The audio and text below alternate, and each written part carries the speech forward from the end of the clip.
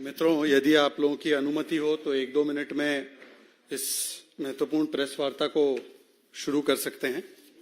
आप सभी रेडी हो जाएं।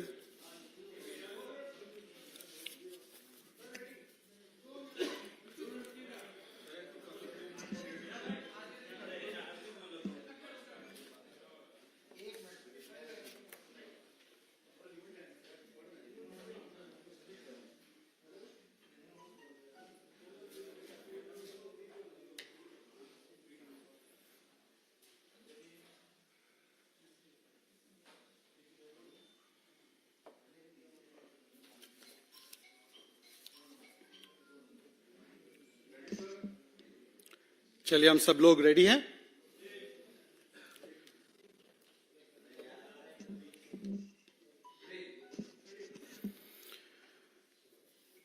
मित्रों, आज भ्रष्टाचार की फर्स्ट एनिवर्सरी पर, भ्रष्टाचार की सालगिरह पर, भ्रष्टाचार के जो राइट हैंड मैन है दिल्ली में, उनको जब 1 वर्ष पूरा हुआ है उनके पार्टी के अनुसार जेल की सलाखों के पीछे, क्योंकि शिक्षा मंत्री के नाते कम और शराब मंत्री के नाते ज्यादा उनका ध्यान रहता था और योगदान रहता था, तो आज माफी मांगने के बदले महात्मा गांधी जी से खासकर माफी मांगने के बदले कुछ लोग जो भ्रष्टाचार के सरगना हैं, वो अपने लिए नोबेल प्राइज की मांग रख रहे हैं।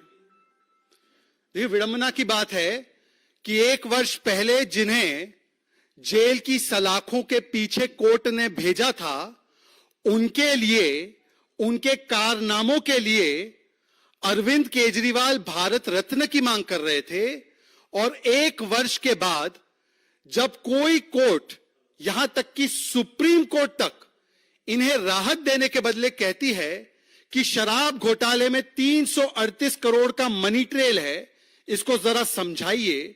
जब इनके भ्रष्टाचार के सारे साथी संजय सिंह, विजय नायर और मनीष सिसोदिया को महीनों तक बेल या राहत नहीं मिलती, तो अरविंद केजरीवाल जी जो भारत रत्न इनके लिए मांग रहे थे, आज अपने लिए नोबेल प्राइज मांग रहे हैं। माफी नहीं मांग रहे, नोबेल प्राइज मांग रहे हैं। एक पुराना गाना है, मैं तो आप लोगों से थोड़ा सा कम उम्र का हूं, परंतु आप जो मेरे सीनियर यहां पे बैठे हैं, वो गाना है, मेरे माता पिता काफी सुनते थे।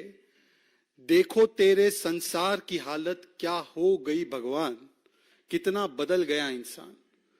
आज मैं दिल्ली प्रदेश कार्यालय से यहां की ओर आ रहा था, तो बीच में किसी ने मुझको रोका और कहा कि इस गाने के लिरिक्स थोड़ा सा बदल गए हैं। आज ये लिरिक्स ये हो चुके हैं, देखो दिल्ली वासियों तुम्हारा सीएम, उसकी हालत क्या हो गई जनता रूपी भगवान, कितना बदल गया ये इंसान। ये वही इंसान है, ये वही अरविंद केजरीवाल है जो आम आदमी पार्टी की शुरुआत होने से पहले अन्ना हजारे की छत्र छाया में जब होता था, तब कहता था कि पहले इस्तीफा होगा और फिर जांच होगी। और आज इस्तीफा तो दूर की बात, आज जांच में सहयोग देने से भी कतरा रहे हैं ये लोग। कितना बदल गया ये इंसान, जो बच्चों की सौगंध खाकर कहता था कि देखिए जी, हम कांग्रेस से कभी हाथ नहीं मिलाएंगे, हम कभी समझौता नहीं करेंगे, हम लालू प्रसाद यादव को जेल के पीछे पहुंचाएंगे, हम समाजवादी पार्टी के मुखिया को जेल के पीछे पहुंचाएंगे, सोनिया गांधी को जेल के पीछे पहुंचाएंगे। कितना बदल गया ये इंसान कि आज इन्हीं की संगत में बैठे बैठे इस्तीफा देना दूर की बात, 7-7 बार समन आने पर जांच में सहयोग करने से भी कतराते हैं। ये किस प्रकार से बदला है ये इंसान। और मित्रों, आज ये जो बातें कह रहे हैं ना, ये बात सच है, नोबेल प्राइज तो मिलना चाहिए। इस बात पर मैं स्वीकारता हूं कि उनको नोबेल प्राइज मिलना चाहिए। पहला नोबेल प्राइज मिलना चाहिए भ्रष्टाचार करने के लिए, हर विभाग में भ्रष्टाचार करने के लिए नोबेल प्राइज मिलना चाहिए। उसके बाद नोबेल प्राइज मिलना चाहिए कि भ्रष्टाचार करने के बाद भगोड़े बनना है, विक्टिमहुड कार्ड खेलना है, भ्रष्टाचार को शिष्टाचार बताना है और फिर अत्याचार करके ड्रामा और नौटंकी करनी है। इसके लिए नौटंकी और ड्रामा के लिए जरूर नोबेल प्राइज मिलना चाहिए, अगर ये कैटेगरी में नोबेल प्राइज दिया जाता है तो। और तीसरा नोबेल प्राइज झूठ बोलने के लिए दिया जाना चाहिए। अब मैं आपको अगले 7-8 मिनट में बताऊंगा कि क्यों भ्रष्टाचार, भगोड़े बनने के लिए और झूठ बोलने के लिए इन लोगों को नोबेल प्राइज से जरूर नवाजना चाहिए। मित्रों, दवा से लेकर दारू तक, मोहल्ला क्लिनिक से लेकर शराब के ठेके तक, टेस्ट से लेकर कक्षा तक, बस से लेकर शीश महल तक, ऐसा कोई विभाग नहीं जिसको केजरीवाल एंड कंपनी ने ठगा नहीं, लूटा नहीं और अपनी काली कमाई और कमीशन का स्रोत बनाया नहीं।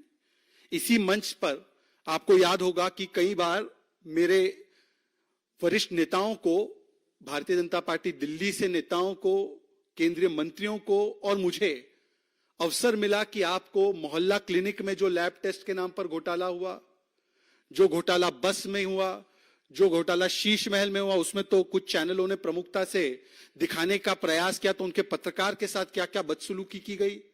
जिस प्रकार से शराब घोटाला हुआ, जिसमें कोर्ट किसी भी स्तर पर राहत देने को तैयार नहीं है, उल्टा टिप्पणी पर टिप्पणी करे जा रहा है कि प्राइमा फेसाई ये शराब घोटाला एस्टैब्लिश होता है।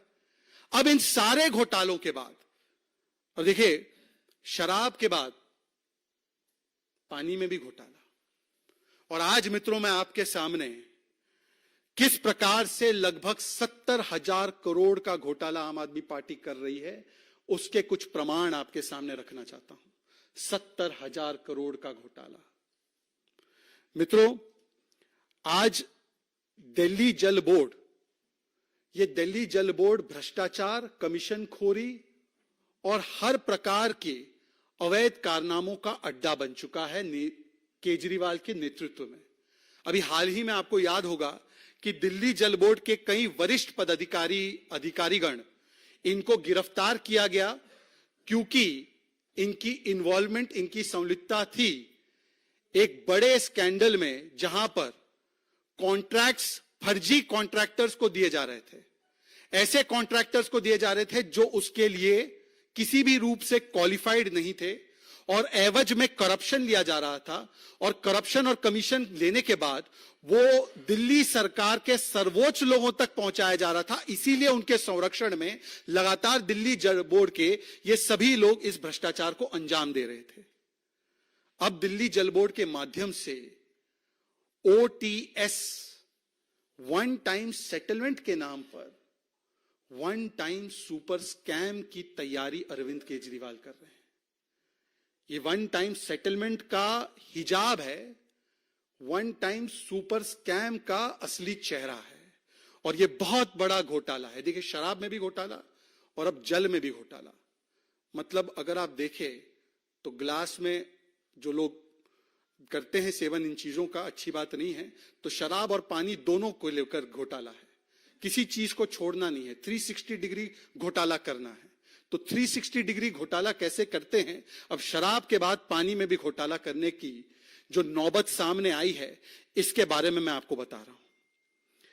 अभी कुछ दिनों से केजरीवाल जी कह रहे हैं कि कुछ उपभोक्ताओं के इन्फ्लेटेड बिल्स आ रहे हैं, 10 लाख उपभोक्ताओं के इन्फ्लेटेड बिल्स आ रहे हैं, और उनके बढ़े हुए बिल्स, इन्फ्लेटेड बिल्स के लिए राहत देने के लिए हम प्रयास करना चाहते हैं। हम चाहते हैं कि इनको राहत दे दी जाए, परंतु हमें रोका जा रहा है जी, हमें कुछ काम नहीं करने दिया जा रहा है। वैसे जब क्रेडिट लेना हो और चुनाव में जाकर अपने मॉडल को बेस्ट मॉडल बताना हो, एजुकेशन का मॉडल, हेल्थ का मॉडल, जो कि है नहीं, उसकी असलियत तो कुछ और ही है, उसमें तो केजरीवाल जी अपने आप को, अपनी पार्टी को क्रेडिट दे देते हैं, वहां पर काम करने दिया जाता है। परंतु बाकी सारी चीजों में विक्टिमहुड कार्ड खेलना और कहना कि काम नहीं करने दिया जा रहा, हम तो वन टाइम सेटलमेंट देना चाहते हैं। इन्फ्लेटेड बिल्स आए हैं 10 लाख उपभोक्ताओं के। पर केजरीवाल जी, अब आपको मैं स्कैम समझाता हूं। 2012 से लेकर 2014 तक हर रोज अरविंद केजरीवाल प्रेस कॉन्फ्रेंस करते थे तो एयर फ्लो वाटर मीटर को लेकर बैठते थे। जैसे वो पहले लिस्ट भी लेकर बैठते थे जिसमें सोनिया जी, लालू जी, राहुल जी, शरद पवार जी, इन सबके नाम थे। लिस्ट के साथ साथ एयर फ्लो मीटर लेकर बैठते थे। और 2012 से 14 के बीच आए दिन वो कांग्रेस की सरकार पर आरोप लगाते थे, कहते थे कि ये कांग्रेस की जो सरकार है वो जानबूझकर भ्रष्टाचार करने के लिए ये एयर फ्लो मीटर लगाकर इन्फ्लेटेड बिल्स कंज्यूमर के मत्थे थोप कर उनसे वसूली करके दिल्ली जल बोर्ड के माध्यम से और अन्य माध्यमों से करप्शन करने का एक पैंतरा आजमा रही है। इनकी जब सरकार आई, स्पष्ट बहुमत से, बड़े बहुमत से 2015 के बाद आई, तो 2015 के बाद यह मीटर बंद करने के बदले अरविंद केजरीवाल जी ने न केवल इस मीटर को आने वाले नए कनेक्शंस में लगाया, बल्कि जो कनेक्शंस के मीटर्स रिप्लेस हो रहे थे, इसी एयरफ्लो मीटर को लगातार जारी रखा और उनसे रिप्लेस करवाया। अब आप ही की जुबानी कि ये मीटर्स के माध्यम से इन्फ्लेटेड बिल्स जा रहे थे, ये करप्शन के लिए किया जा रहा था, ये दिल्ली सरकार पर उस समय की आरोप था आपका। तो इसका मतलब साफ है कि जैसे ही शीला जी की सरकार बदली और आप सत्ता में आए, तो देखिए पार्टियां बदल गई, परंतु इनका चरित्र जो है भ्रष्टाचार करने का वो शायद नहीं बदला। और इसीलिए 2015 के बाद भी ये मीटर्स जारी रखे गए। और आज सवाल ये बनता है कि ये इन्फ्लेटेड बिल्स अगर किसी को मिले हैं तो अरविंद केजरीवाल जी, इसकी जिम्मेदारी किसकी है? इसकी जिम्मेदारी तो शुद्ध रूप से केवल और केवल आपकी है, क्योंकि आप ही ने ये मीटर्स को कहा था कि ये खराब मीटर्स है, ये मीटर्स नहीं लगने चाहिए। अब 9-10 साल के बाद जब सत्ता में रह लिए और चुनाव बस आने वाले हैं लोकसभा के, तब अरविंद केजरीवाल जी कहते हैं कि देखिए जी, हम चाहते हैं कि ये वन टाइम सेटलमेंट मिल जाए, उपभोक्ताओं को राहत मिल जाए। और यही केजरीवाल ने 2016 में कहा था, 2016 में कहा था कि मैं एक सॉफ्टवेयर ला रहा हूं जी, एक बार ये सॉफ्टवेयर आ जाएगा जी तो सबके घर में एक्यूरेट बिल पहुंचेगा। और अभी तक मैंने जो देखा है, 2016 की बात है, कि 95% लोगों के पास फर्जी और गलत बिल जा रहे हैं। अब केजरीवाल जी बताइए कि 2016 का जो सॉफ्टवेयर आपने बोला था वो आज कहां पर चल रहा है बिल की रीडिंग के लिए, बिल के लिए? जो आपने कहा था 95% लोगों के पास गलत बिल जा रहा है, तो आज उपभोक्ताओं का जिनको इन्फ्लेटेड बिल मिला है आपके हिसाब से 10 लाख ही आंकड़ा कैसे है? 95% तो कई गुना ज्यादा होने चाहिए।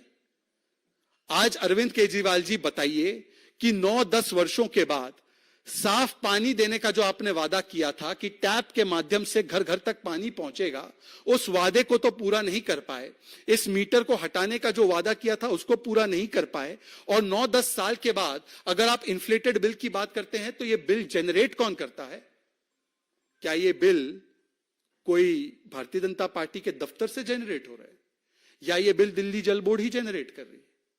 और यदि ये बिल दिल्ली जल बोर्ड ही जनरेट कर रही है तो हमारा आपसे एक सुझाव है अरविंद केजरीवाल जी, ये बिल जनरेट हो फिर वो कैंसल हो, इससे अच्छा तो आप ये कर दीजिए कि जिस किसी के बिल में इन्फ्लेटेड आया है, गलती आई है, उस बिल को डीजेबी के माध्यम से जीरो कर दीजिए।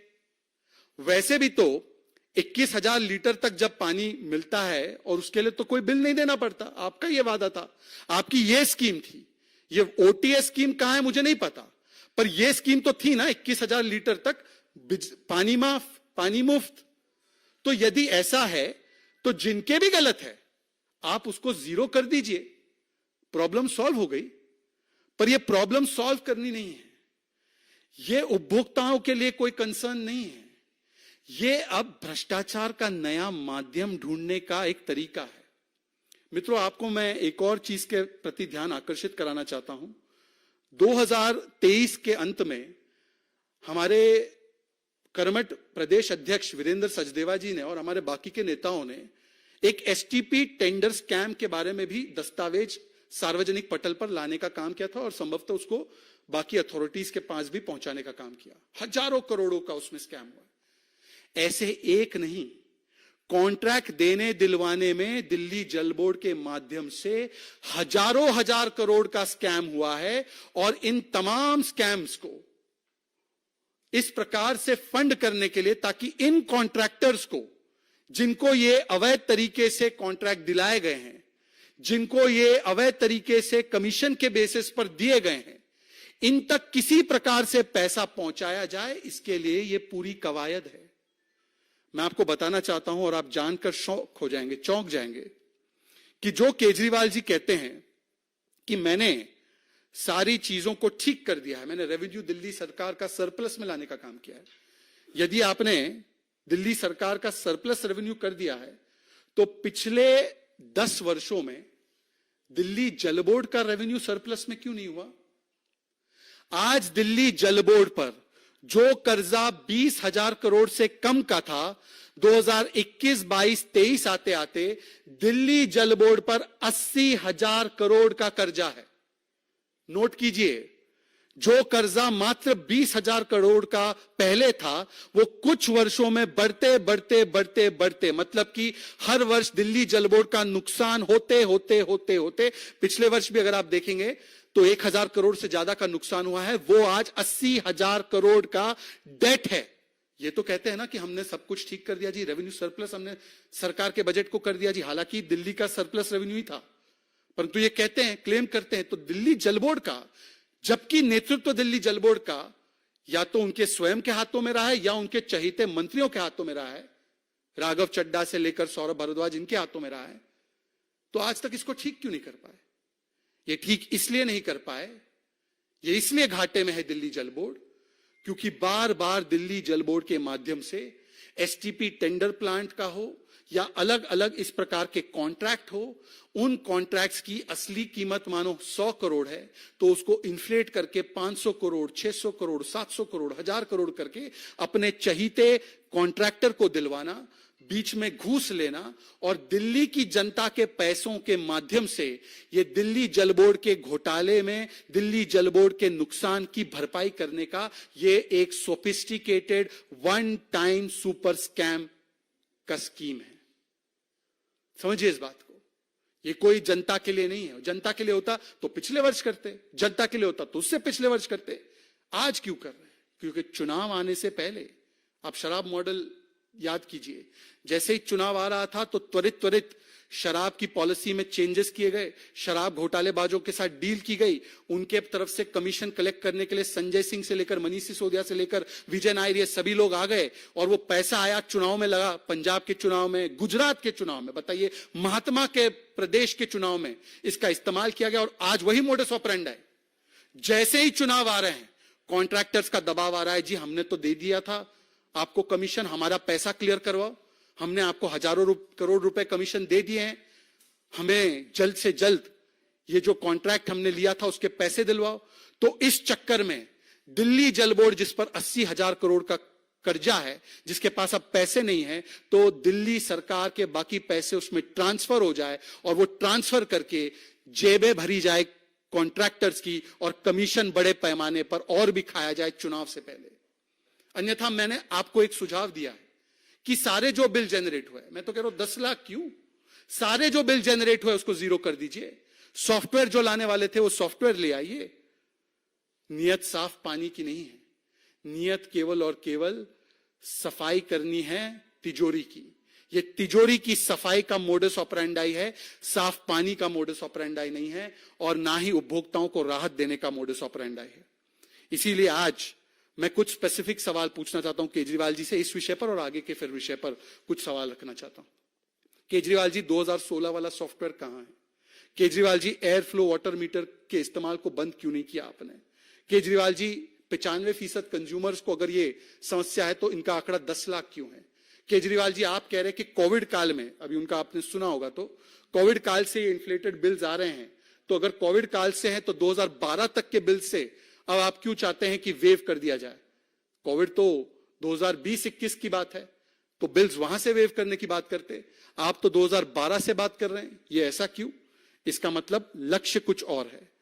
केजरीवाल जी, अगर आपकी नीयत साफ है तो दिल्ली जल बोर्ड के अकाउंट्स की ऑडिटिंग क्यों नहीं करवाते? अकाउंटिंग और ऑडिटिंग की बातें आप जरूर करते हैं, परंतु सीएजी को दिल्ली हाईकोर्ट में जाकर कहना पड़ा, और इसको नोट कर दीजिए, सार्वजनिक पटल पर उपस्थित है।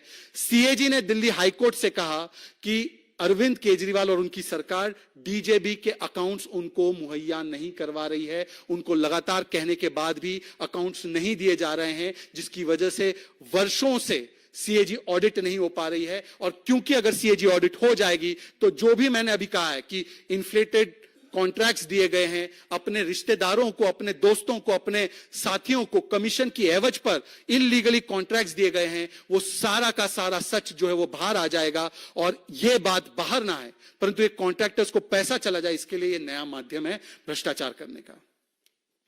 मित्रों, पर एक और बात, आज बोल रहे हैं 1 साल हुए हैं मनीष सिसोदिया की गिरफ्तारी को और शिक्षा में क्रांति लाई। शिक्षा में कौन सी क्रांति लाई वो तो आप देख लीजिए। हाईकोर्ट ने अभी टिप्पणी की है दिल्ली के सरकारी स्कूल की व्यवस्था पर क्रांति एक जरूर लाई है और वो क्रांति एबीसीडी क्रांति है, घोटाले की क्रांति है। ये एबीसीडी का जो मतलब है वो ये है, A for avoid summons, B for भाग जाओ फ्रॉम समन्स, सी फॉर किसी तरह से कवर अप कर दो समन्स का, और डी फॉर डाइवर्ट करके ड्रामेबाजी करो समन्स पर। मित्रों, आप बताइए कि जब आज 7वीं बार समन दिया गया और पेश होना था तो अरविंद केजरीवाल वहां पर पेश होने के बदले फिर से ये एबीसीडी करने लगे, बहाने बनाने लगे। पहली बार विपासना का बहाना, फिर स्टार प्रचारक होने का बहाना, जिसमें 204 सीट में 204 सीटों पर पूरी तरह से डिपॉजिट जब्त हो गई, फिर चुनावों का बहाना, फिर विद्वेष की भावना से किया जा रहा है इसका बहाना। मैं पूछना चाहता हूं अरविंद केजरीवाल जी, अगर 7 समन के बाद आप कह रहे हैं विद्वेषपूर्ण भावना है, तो अभी तक कोर्ट ने इन समन्स को खारिज क्यों नहीं किया? आप कोर्ट चले जाते, समन्स को खारिज करवा देते और एजेंसियों को एक जवाब दे देते कि देखिए खारिज हो गए, अवैध समन्स थे। कोर्ट ने समन्स को खारिज नहीं किया है, उल्टा ईडी कोर्ट के पास जाती है और कहती है कि एक पब्लिक सर्वेंट जब उनको समन्स भेजा जा रहा है, जांच में शामिल होने के लिए कहा जा रहा है, तो समन्स के साथ कोऑपरेट करने के बदले आज किस प्रकार से एजेंसीज के साथ कॉन्फ्रंट कर रहे हैं, इसका आज उदाहरण सामने आया है। और कोर्ट जब एजेंसी पहुंचती है तो कोर्ट कोई भी समन पर स्टे नहीं लगाती। आज आतिशी जी ने और सौरभ भारद्वाज ने जब प्रेस वार्ता की तो सौरभ भारद्वाज ने हास्यास्पद है लालू प्रसाद यादव का उदाहरण दिया। बताइए, जो अन्ना हजारे के मूवमेंट से शुरू हुए हैं वो लालू जी का उदाहरण दे रहे हैं। चलिए, कितना बदल गया इंसान, इसका एक और परिचायक तो है।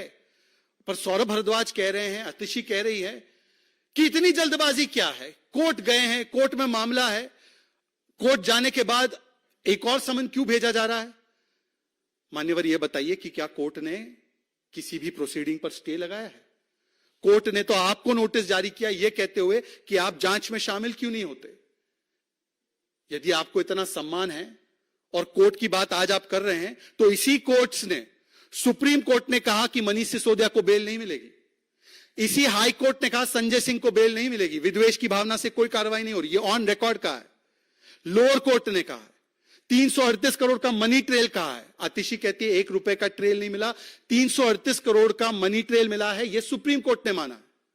तो बताइए कि कोर्ट की एक जगह पर तो बात कोर्ट करनी है और दूसरी जगह पर कोर्ट की जो फाइंडिंग्स है उसको कोर्ट नहीं करना। मित्रों, सवाल यह भी पूछा जाना चाहिए कि किस साफगोई से झूठ बोलते हैं।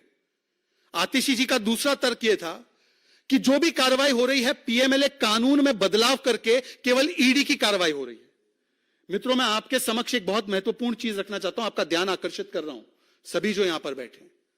ये जो बार बार कहा जाता है ना कि केवल पीएमएलए में कार्रवाई हो रही है, पीएमएलए में कार्रवाई हो रही है, पीएमएलए में कार्रवाई हो रही है। पहले तो अगर सुप्रीम कोर्ट के पास सारे अथॉरिटी है, अगर पीएमएलए हो या कोई भी कानून हो, इसमें गलत कार्रवाई होती है तो उस कानून को भी और उस गलत कार्रवाई को भी रद्द करने का सुप्रीम कोर्ट के पास पूरा अधिकार क्षेत्र है। परंतु सवाल वो नहीं है, सवाल यह है कि यह है सीबीआई कोर्ट का ऑर्डर, और मैं आपको पढ़कर सुनाना चाहता हूं। और सीबीआई कोर्ट ऑर्डर जो देती है पीएमएलए पर नहीं देती है, सीबीआई कोर्ट ऑर्डर देती है प्रिवेंशन ऑफ करप्शन एक्ट पर, सीबीआई कोर्ट ऑर्डर देती है आईपीसी की अलग अलग धाराओं पर, और उससे मैं पढ़कर सुना रहा हूं।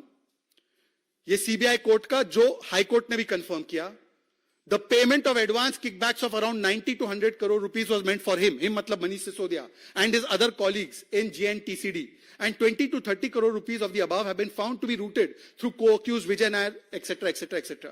Thus, as per allegations made by prosecution and the evidence collected thereof, the applicant can be prima facie held to be the architect of the said criminal conspiracy. ये CBI कोर्ट का आदेश IPC और पोका के मामलों पर, nothing to do with PMLA.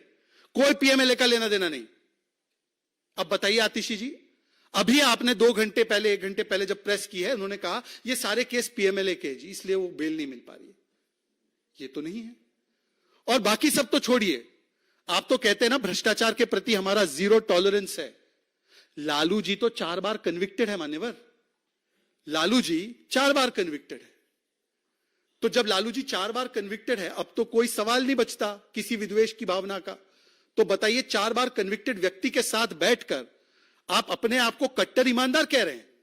आप कह रहे हैं आपको भारत रत्न और नोबेल प्राइज मिलना चाहिए ईमानदारी के लिए. लालू जी पर आपका क्या स्टैंड है? बाकी सारे तर्क कुतर्क छोड़ दीजिए. ये आकर कहेंगे फलाने का नाम, ढिमकाने का नाम, जिन पर ऑन गोइंग केसेस है उनको छोड़ दीजिए. कन्विक्टेड आज की तारीख में 2 नेता है. एक है लालू प्रसाद यादव, 4 बार कन्विक्टेड. दूसरे है पवन मुड़ी. पवन मुड़ी डीएमके के मंत्री रहे हैं, उनको भी कोर्ट ने कन्विक्ट कर दिया. अब ये दोनों कन्विक्टेड नेताओं पर आम आदमी पार्टी का क्या स्टैंड है? या आम आदमी पार्टी अब समझती है कि ये जो कन्विक्शन है ये भी विद्वेष की भावना से है?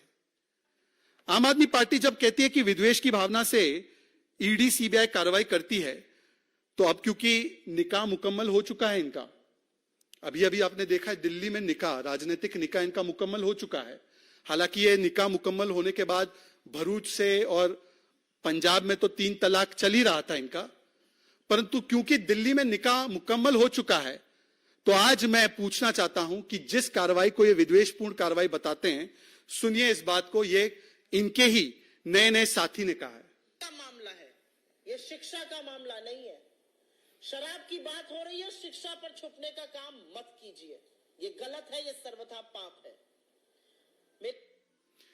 यह है कांग्रेस पार्टी की अधिकृत प्रवक्ता, और अधिकृत मंच से उन्होंने कहा कि शराब घोटाला हुआ है, इसमें छिपने का प्रयास मत कीजिए. अब मैं अरविंद केजरीवाल जी आपसे बताना चाहता हूं कि बताइए कि क्या कांग्रेस पार्टी भी विद्वेषपूर्ण कार्रवाई पर काम कर रही है? क्या वो भी भारतीय जनता पार्टी के साथ मिली हुई है? कोर्ट्स भी भारतीय जनता पार्टी के साथ मिले हुए हैं, सब कुछ मिले हुए हैं, सब कोई मिला हुआ है. ये वही लोग हैं जो कहते हैं या कहते थे कि सब कोई मिला हुआ है जी. आज ये सब मिल गए जी. कितना बदल गया इंसान, कितना बदल गया इंसान कि जो लोग कहते थे जांच करानी है, सोनिया गांधी को गिरफ्तार करो, 2 दिन उसका इंटेरोगेशन करो, देखो पता चल जाएगा किस किसने रिश्वत लिया और किस किसने नहीं. ये अरविंद केजरीवाल का बयान. ये तो खुद चाह रहे थे सोनिया गांधी गिरफ्तार हो. अब तो सोनिया गांधी पर केवल केस चल रहा है, वो गिरफ्तार अभी तक नहीं हुई है. तो क्या अरविंद केजरीवाल जी आपने इस पर भी सियासी यूटर्न ले लिया है, या उस समय पर गलत बोल रहे थे, या आज आपको विद्वेषपूर्ण कार्रवाई नजर आने लगी एजेंसियों में? इसका जवाब देना चाहिए. दरअसल बात यह है कि जवाब नहीं देना है शराब घोटाले पर. शराब घोटाले पर 2.5% से 12% कमीशन कैसे हुआ? जवाब नहीं देना है. ब्लैक लिस्टेड कंपनी कैसे आई? जवाब नहीं देना है. मैन्युफैक्चरिंग कंपनी कैसे आ गई? उसका जवाब नहीं देना है. होलसेल प्राइवेट सेक्टर को कैसे दे दिया गया? जवाब नहीं देना है. नई पॉलिसी में भ्रष्टाचार नहीं हुआ था तो पुरानी पॉलिसी पर रिवर्ट क्यों किया? जवाब नहीं देना है.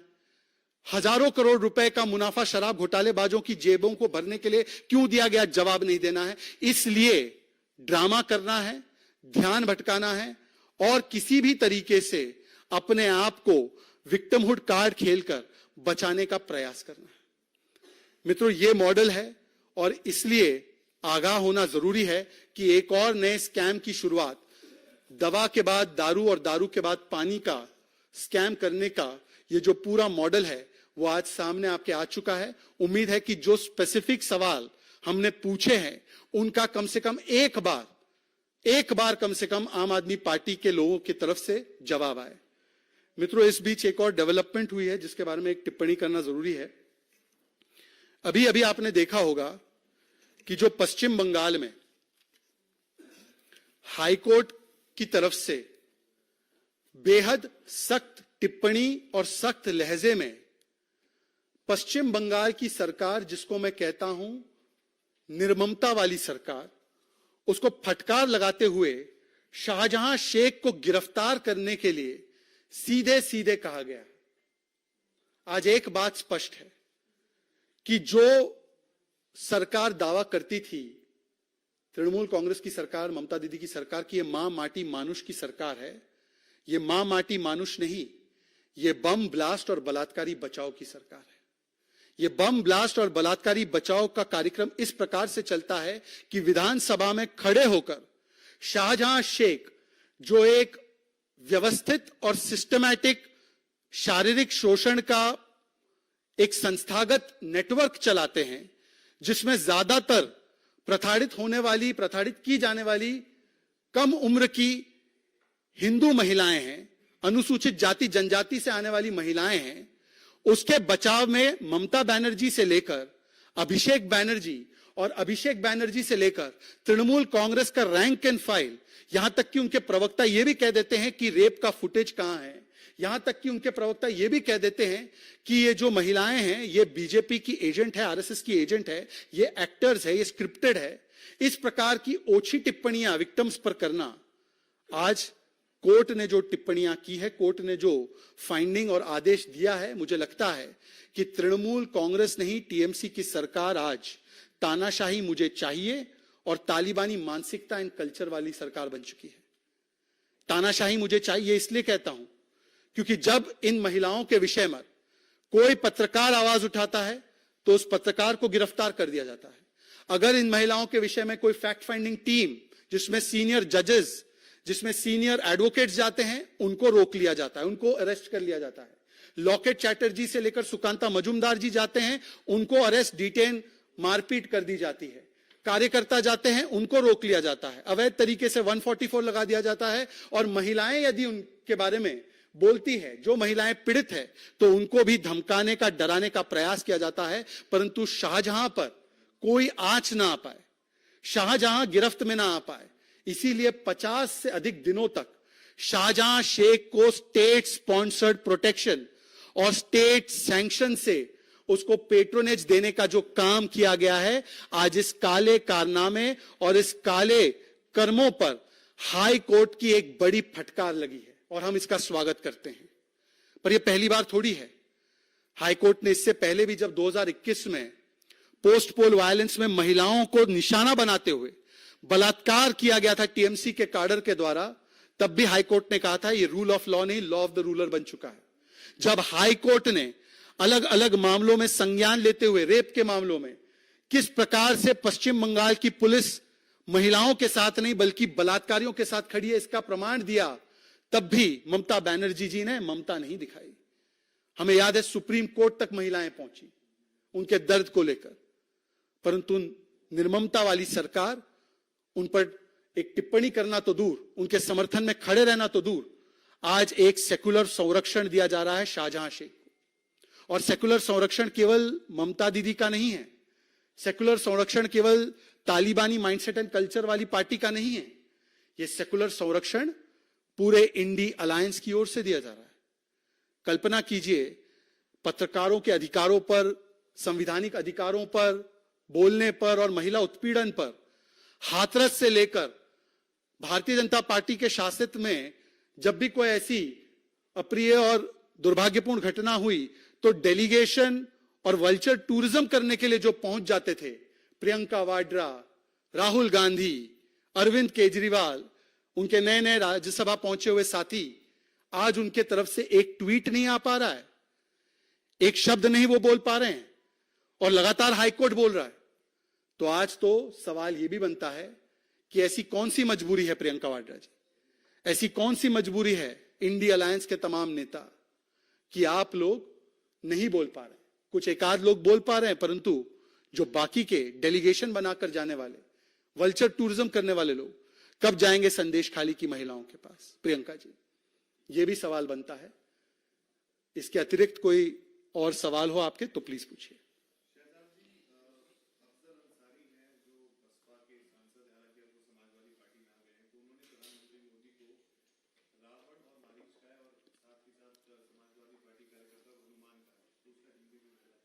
क्या कहा है उन्होंने?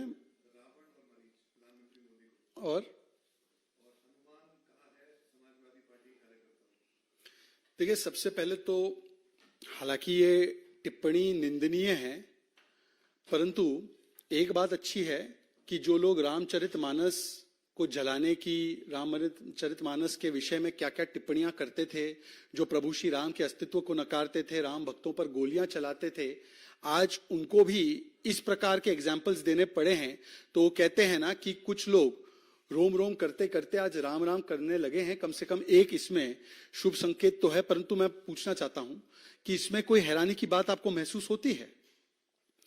इस व्यक्ति का क्या बैकग्राउंड है, इसकी पृष्ठभूमि क्या है, और ये क्यों समाजवादी पार्टी से अब टिकट लेकर लड़ेंगे, इसके बारे में तो ज्यादा विश्लेषण करने की आवश्यकता नहीं है, क्योंकि समाजवादी पार्टी ने तो हमेशा गुंडों को, माफियाओं को और आपराधिक तत्वों को विधानसभा तक या लोकसभा तक भेजने का काम किया है। हाँ, ये अलग बात है कि योगी आदित्यनाथ जी, चाहे अतीक अंसारी हो या चाहे मुख्तार अंसारी हो, उनके सही ठिकाने पर अगर कोई भेज रहा है और ऐसे गुंडे माफियाओं पर बुलडोजर एक्शन हो रहा है उनकी संपत्तियों पर, तो ये योगी आदित्यनाथ जी उनको जेल भिजवाते हैं और ऐसे आपराधिक तत्वों को विधानसभा और लोकसभा पहुंचाने के लिए अखिलेश जी तत्पर रहते हैं। और जिस प्रकार की टिप्पणी उन्होंने की गई, देखिए, प्रधानमंत्री नरेंद्र मोदी जी को 90 से अधिक बार गालियां देने का काम किया है। अभी अभी समाजवादी पार्टी के नए नए साथी राहुल गांधी ने तो पूरे उत्तर प्रदेश की जनता को ही गाली दे दी, कहा कि ये नशेड़ी जनता है। उत्तर प्रदेश की जनता को राक्षस और नशेड़ी कहने के बाद भारत के जनता के जनप्रतिनिधि के विषय में जो टिप्पणियां की जा रही है, यही डीएनए है कांग्रेस पार्टी, समाजवादी पार्टी और इन सभी पार्टियों का। क्योंकि जब एक चाय वाला प्रधानमंत्री बनता है, जब एक आम आदमी का बेटा प्रधानमंत्री बनता है, तो खास परिवार से आने वाले ये नामदार नेताओं ने हमेशा से प्रधानमंत्री नरेंद्र मोदी जी को उनकी जाति के विषय में, उनके समाज, उनके गरीब पृष्ठभूमि, यहां तक कि उनके माता पिता और उनकी मौत की कामना करने के विषय में भी ओछी से ओछी निम्न स्तर की टिप्पणी करने का वर्ल्ड रिकॉर्ड और गिनीज रिकॉर्ड बनाने का काम किया है। और मुझे लगता है कि आने वाले चुनाव में एक बात स्पष्ट हो जाएगा कि किसको जनता हनुमान समझती है और किसको जनता इस प्रकार की जो रावण वाली मानसिकता है वो समझती है। मुझे लगता है जनता इसके बारे में 2024 में ठीक तरीके से, खासकर उत्तर प्रदेश के 80 सीटों पर जवाब जरूर देगी। क्योंकि जिन लोगों ने सनातन का विरोध, हिंदू धर्म का विरोध, हिंदुओं को आतंकी कहना, राम मंदिर नहीं बने इसके लिए चेष्टाएं की है, उनके बारे में जनता ही ठीक से आकलन करेगी और जनता उनको बताएगी कि कौन हनुमान के और कौन प्रभु राम के लिए काम कर रहा है, मंदिर के लिए काम कर रहा है, सनातन के लिए काम कर रहा है, और कौन उनके विरोध में काम कर रहा है।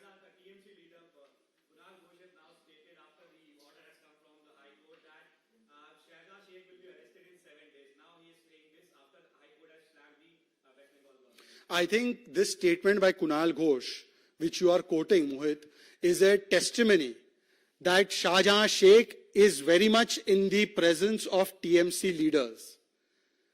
Immediately after the court's order, if the senior most spokesperson of the TMC, who's authorized no less by Abhishek Banerjee and Mamta Banerjee, is making such kind of categorical commentary that within 7 days Shahjahan will be caught, who has not been caught for 50 days, it means that he was never on the run. It means that he was never escaping from the law. It means that he has been given harbor and patronage by TMC. That means that TMC, government TMC, is making the police and other agencies give shelter and patronage to Shahjahan Sheikh.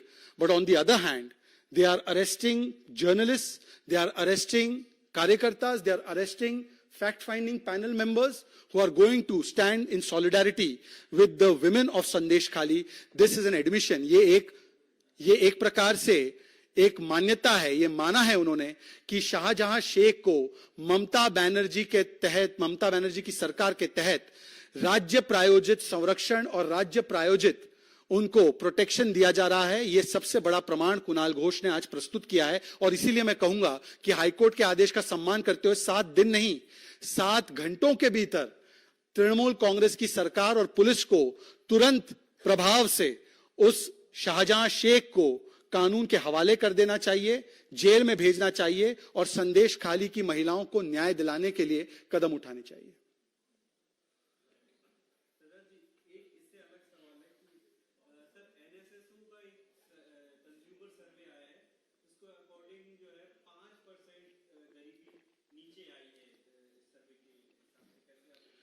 मुझे लगता है कि मैंने ये आंकड़ा आज देखा नहीं है, ये मेरी कमी है, परंतु जहां तक गरीबी हटाओ की बात है तो गरीबी हटाओ को नारे से नियत तक तब्दील करने का अगर किसी ने सबसे सफल तरीके से प्रयास किया है तो नरेंद्र मोदी जी की सरकार ने किया है, जब 25 करोड़ लोगों को मल्टी डायमेंशनल पॉवर्टी से बाहर निकाला गया है।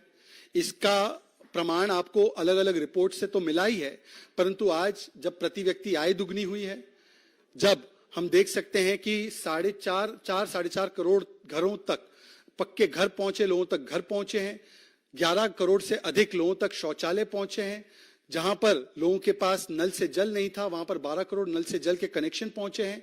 आज करोड़ों लोगों को जिस प्रकार से मुद्रा लोन और जनधन बैंक अकाउंट से जोड़कर सामाजिक जनकल्याण की नीतियों से जोड़ा गया है और 30 लाख करोड़ से अधिक की राशि उनके खातों में डायरेक्टली बिना कोई भ्रष्टाचार के माध्यम से पहुंची है, तो ये सबसे बड़ा गरीबी हटाओ का अभियान और नीति चलाने का काम अगर किसी ने किया है, मतलब केवल नारे से हटाकर नीति पर जमीन पर लागू करने का काम किया है, तो नरेंद्र मोदी जी की सरकार है। Thank you so much.